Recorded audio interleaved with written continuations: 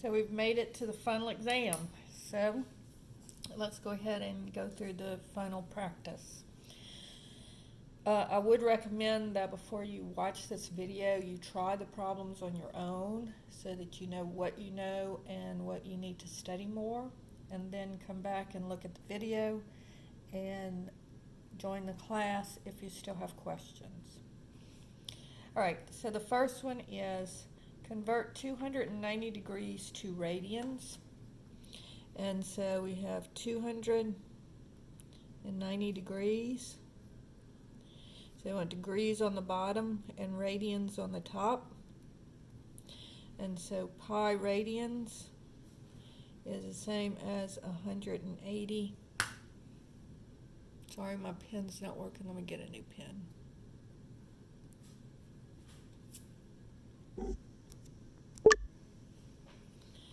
Over 180 degrees.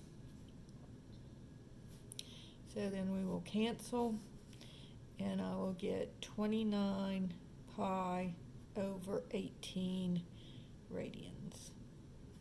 Right? And then convert to degrees. So I have pi over 18 radians. So radians on the bottom and degrees on top, so that the radians can cancel, and I forgot to cancel my degrees over here. And so this would be pi radians is 180 degrees, so the pi's will cancel, and 18 cancels with 180 to give me 10, so this is 10 degrees. All right, question number 2 says convert 17 pi over 8 radians to degrees. So again, radians on the bottom, degrees on top.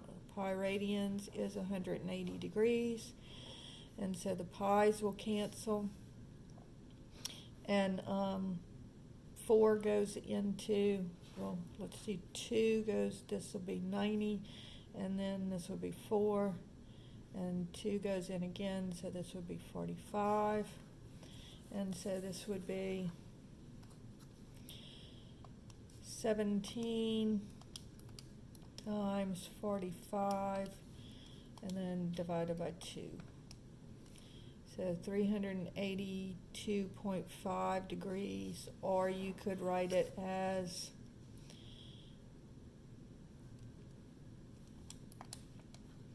765 over 2 degrees, either way. All right, and then convert 43 degrees to radians. So again, degrees goes on the bottom, radians on top, so that we can cancel our degrees. And again, I forgot to cancel my radians. And so this would be 180 degrees and pi radians. And nothing cancels here, so it's just going to be 43 pi over 180 radians. So that is question 2. All right. So here A is 4 and B is 6. And so now I'm going to have to use the Pythagorean theorem to find out what C is. So 4 squared plus 6 squared equals C squared. So 16 plus 36 equals C squared. So that would be 52 equals C squared. And so then taking the square root of both sides. Now 4 will go into 52.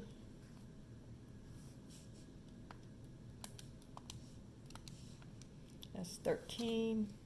So this would be the square root of 4 times the square root of 13. And so this gives you 2 square root of 13. All right. So now the sign of A would be, here's A.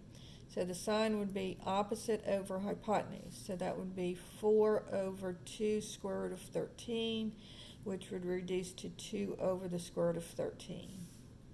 The cosine of A is adjacent over hypotenuse, so that would be 6 over 2 square root of 13, which would be 3 over the square root of 13 if I reduce. And then finally the tangent would be opposite over adjacent would be 4/6, which would be reduced to 2/3. The secant of A is the reciprocal of the sine, of the cosine, and so that would be the square root of 13 over 3. The cosecant is the reciprocal of the sine, so that would be the square root of 13 over 2. And the cotangent is the reciprocal of the tangent, so that would be 3/2. Right? And you can just do it like that. Right, question 4 says the angle of elevation to the top of a building in New York is found to be 9 degrees from the ground at a distance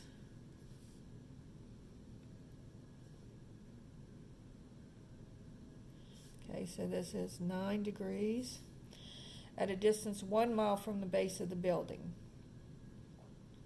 Use this information to find the height of the building. Okay, so this is 5280 feet, as you can see right here, 1 mile. And I want the answer in feet, so this would be H. Okay, so looking at the 9 degrees, this would be the opposite, this would be the adjacent.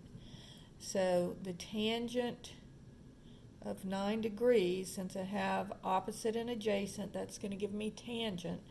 So that would be H over 5280. And so multiplying both sides by 5280, I get H is equal to 5280 times the tangent of 9 degrees. So punching it into my calculator, 5280 times, and let me change to degrees, it is in degrees, times 9 tangent of 9 equals. So that would give me 836, and they want it to the nearest tenth, so that would be 0.3. All right?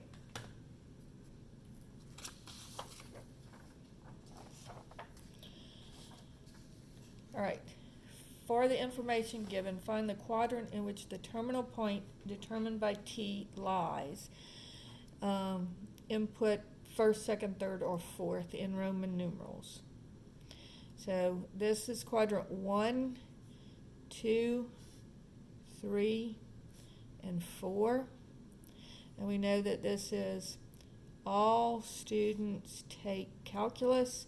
So here, all of them are positive. Here, just the sine is positive. Here, just the tangent is positive. And here, just the cosine is positive. So the first one says the sine is less than 0, so the sine is negative, and the cosine is negative. So the sine is negative would be one of these two, and the cosine is negative would be this one. So this would be the third quadrant. So the sine is greater than 0, and the cosine is less than 0. So the sine is positive, and the cosine is negative. So here's where the sine is positive. Here the cosine would also be positive, so this would be the second quadrant. Sine is positive and the cosine is positive, so both of them are positive. Everything's positive in the first quadrant. And then the sine is negative and the cosine is positive, so that would be in the fourth quadrant. All right? All right, problem number 6 says, find an angle between 0 and 360 that has the same sine function as 210 degrees. All right, so remember, the sine is positive in the first and second quadrant. All right, all students take calculus. All right, so if this is 210 degrees, I need to find my reference angle. And so this is, I'm sorry, I messed up here. This is going to be 210 degrees is bigger than 180. I don't know what I was thinking. So this is 180.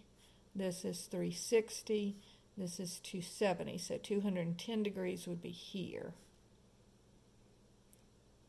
And so I'm just going to go 210 to find my reference angle. I'm going to go 210 minus 180. So that would be 30 degrees. All right, now the sign is negative in the third and fourth quadrant, so this would be the same reference angle here, 30 degrees. And so, but this would be 360 degrees minus 30 degrees. So that would be 330 degrees. And you can check it on your calculator and see if I go 210 degrees and take the sine, I get negative 0.5, and if I do 330 degrees and take the sine, I get negative 0.5. So I know I have the right answer. All right, now let's look at the cosine of 210 degrees. So again, I know that I'm in the third quadrant. So here's 210.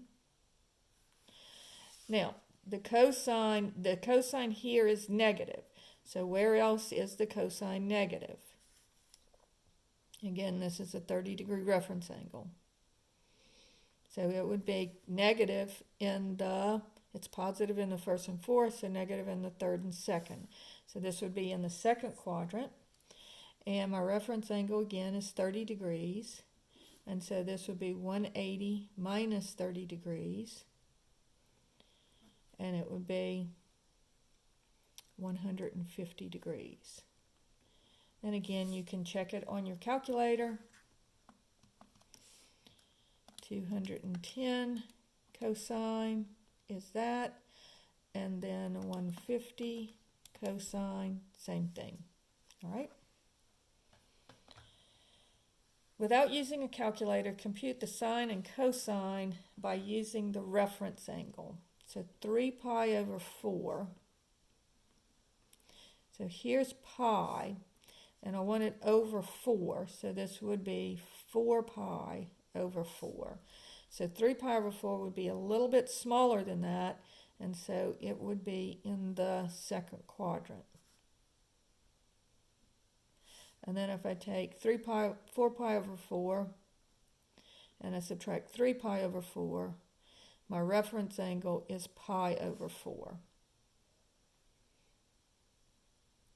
And so this gives me 1 square root of 2. Now, we're not in the first quadrant, so something is negative. And so notice I'm going back in the x direction negative, but I'm going up positive in the y direction. All right? So first question is, what is the reference angle? Pi over 4. And what quadrant is this angle? Second quadrant.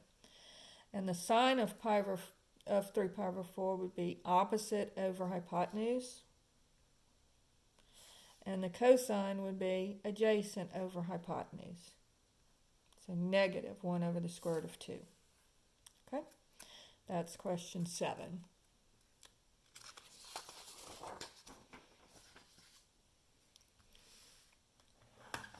All right, so the next one says if theta equals negative 7 pi over 4.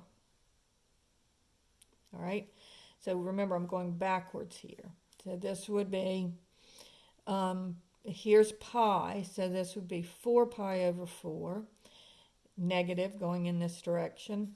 And then this would be negative 8 pi over 4 because it's always twice that.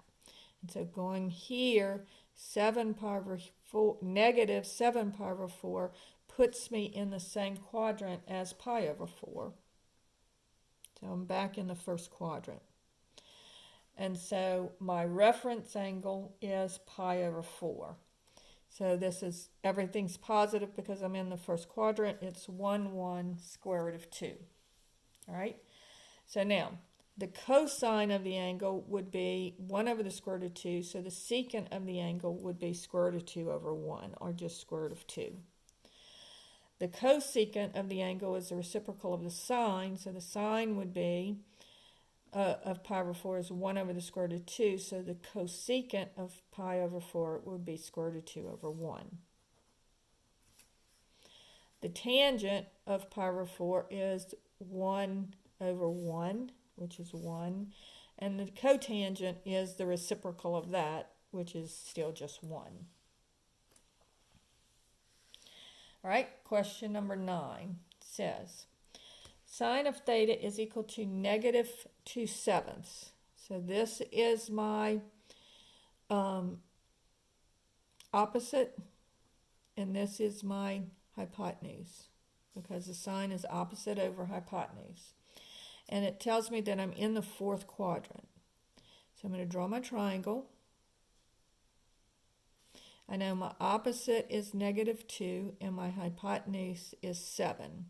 So to find all of this information, I'm going to need to find out what my adjacent is. So I need to use the Pythagorean theorem. So negative 2 squared plus b squared equals 7 squared. So 4 plus b squared equals 49. So b squared equals 45. B would be the square root of 45, but 9 goes into 45, so this would be the square root of 9 times the square root of 5, which is 3 square root of 5. Okay? So now, let's answer the questions. The cosine of theta would be, here's theta, adjacent over hypotenuse, 3 square root of 5 over 7. The tangent of theta would be opposite over adjacent, negative 2 over 3 square root of 5. The secant of theta is the reciprocal of the cosine, so we already have the cosine written here. So 7 over 3 square root of 5. The cosecant is the reciprocal of the sine. So the sine would be opposite over hypotenuse, which would be negative 2/7, and so the cosecant would be 7 over negative 2. And then the cotangent, well, the tangent is opposite over adjacent, the cotangent is adjacent over opposite. So that would be 3 square root of 5 over negative 2. Right? And that finishes up the information on the first test. So I'm going to go ahead and stop here and do test 2 on another video.